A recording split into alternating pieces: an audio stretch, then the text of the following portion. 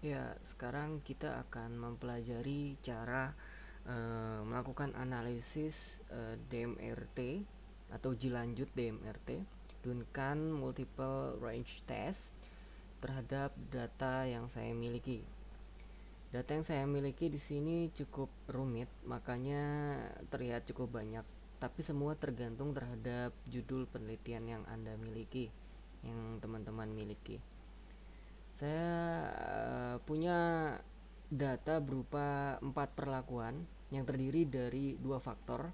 Faktor pertama adalah kultivar. Di sini ada 9 kultivar. Dan di sini ada 4 perlakuan P1, P2, P3, P4 yang terdiri dari 3 ulangan pada taraf 3 ulangan masing-masing. Dan akhirnya kita akan mendapatkan kira-kira 108 data. Ini dia kombinasinya. Dan untuk melakukan DMRT atau uji lanjut DMRT pada SAS, kita harus membuat data berurutan seperti ini: P1K1, P1K1, P1K1 3 kali, P1K2, P1K3 terus sampai 108 kali. Jadi data yang Anda miliki dalam bentuk tabel seperti ini akan dipindahkan ke sini. Sangat sederhana. Ini rumusnya seperti itu.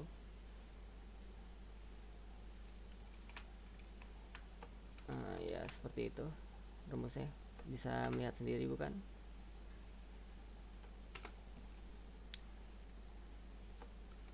Nah, seperti itu. Ini K1,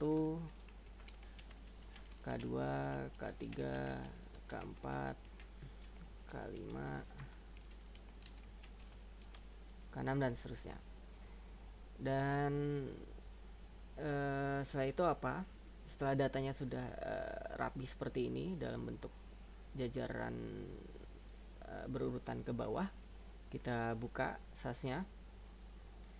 Nanti akan saya upload dan linknya akan saya berikan di bawah deskripsi video ini di bawah. Tenang aja. Kita punya log, output, dan editor. Kita klik. Saya anggap Anda sudah mengerti mengenai cara kerjanya SAS, jadi saya tidak perlu jelaskan karena saya juga tidak tahu. Tidak, karena saya anggap Anda kesini karena tidak mendengarkan asisten dosen Anda atau dosen Anda saat menerangkan cara menggunakan SAS untuk melakukan uji lanjut DMRT. Betul kan? Jadi Anda datang ke sini. Langsung saja, ini ada editor, output, dan log. Editor saya letakkan di tengah, output di kanan, dan log di kiri. Data kita sudah siap, lalu apa yang kita butuhkan adalah formula. Formula yang nanti Anda bisa download di blog saya, ada di linknya juga akan saya sertakan di deskripsi di bawah.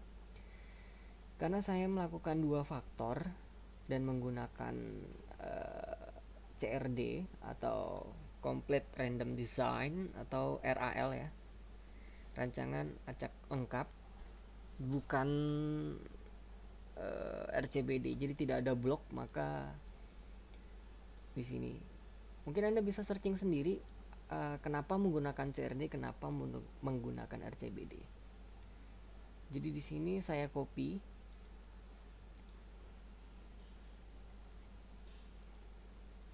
paste. Nah, kita sangat sederhana seperti ini. Sekarang kita, data yang saya miliki ini sebenarnya sangat sederhana. Ini adalah data, ya data sederhana lah ya. Contohnya. Lalu gak usah bingung, ini udah ada P1, 2, 3, 4, 1, 4 ulangan BT. BT bisa Anda ganti dengan apa hasil gitu. Cuma biarkan saja. Sekarang faktor pertama dan faktor. Nah, lalu langsung saja Anda copy ke sini. Setelah ini di delete tadi, datanya diganti, kita paste aja. Nah, oke. Dan satu lagi, jangan sampai lupa jika Anda melakukan hal ini, copy paste dari Excel. Karena Excel saya menggunakan bahasa Indonesia, Ini adalah kesalahan yang sering terjadi. Jadi saat kita lakukan run, kita Ctrl A semua ini, Ctrl tahan, lalu pencet A, dan kita run. Nah, not invalid data for BT inline 18. Ya, ini extra. Error, one more variables are missing, bla bla bla. Semua ini gagal berarti. Berarti ada error. Kenapa? Karena kita menggunakan koma. SAS tidak membaca koma, berarti kita Ctrl H. Di sini koma, find text, koma, replace with titik, and replace all. Dan kita close. Jangan lupa lognya kita clear. Nah, ini udah clear juga. Oke. Ctrl A, submit. Tidak ada yang aneh, tidak ada yang error, dan kita langsung data. Bagaimana cara membacanya? Kita coba membacanya. Ini PK ini adalah perlakuannya. Ini faktor pertama, faktor kedua, lalu ini ulangannya ada 3. Nah, di halaman kedua ini maksudnya apa? Ini adalah tabel ANOVA gitu. Jadi saat kalian memasukkan rumus yang tadi saya berikan, kalian sudah mendapatkan ANOVA. Jadi nggak usah melakukan ANOVA dan nggak usah melakukan ANOVA secara terpisah. Udah ada ANOVA-nya dan ada DMRT-nya, ada uji lanjutnya. Kita lihat, yang dilihat adalah bagian yang ini. P faktor pertama, faktor kedua, lalu interaksi 0, karena saya menggunakan errornya 0,05, standar errornya 0,05 standar. Saya rasa teman-teman begitu juga ya, yang agronomi terutama.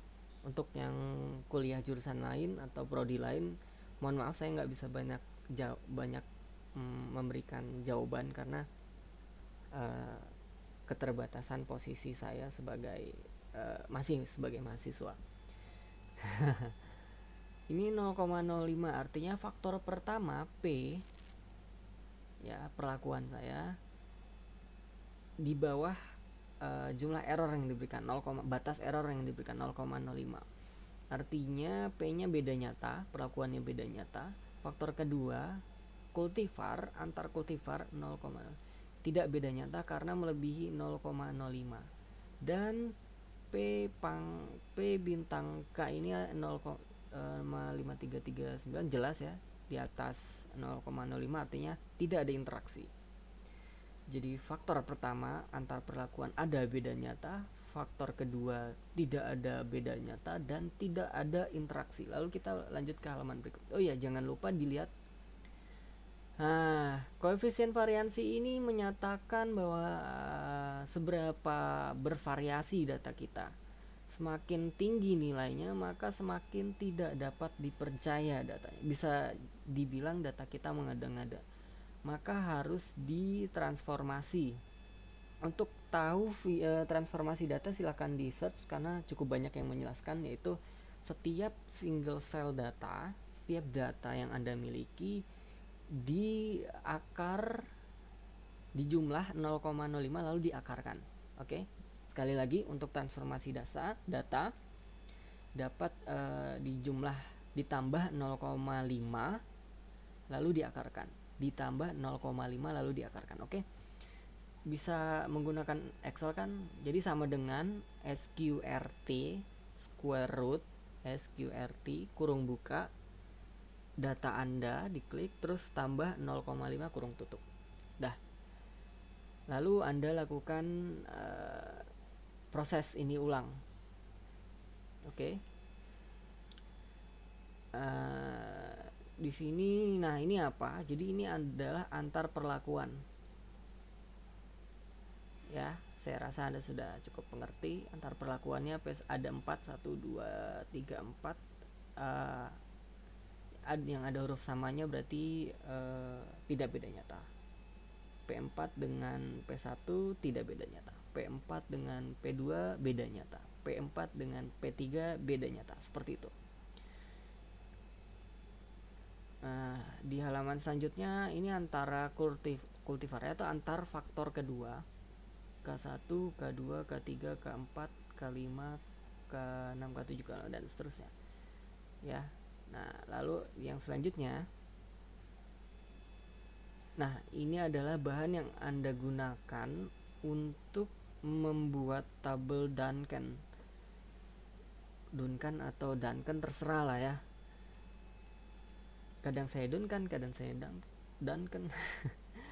Ya, ini adalah tabel. Jadi Anda pindahkan satu persatu P4K1A, P4K5AB, P4K8 A, B, C. Jadi Anda ketik satu persatu atau bisa dibuat ringkas terus sampai bawah sini.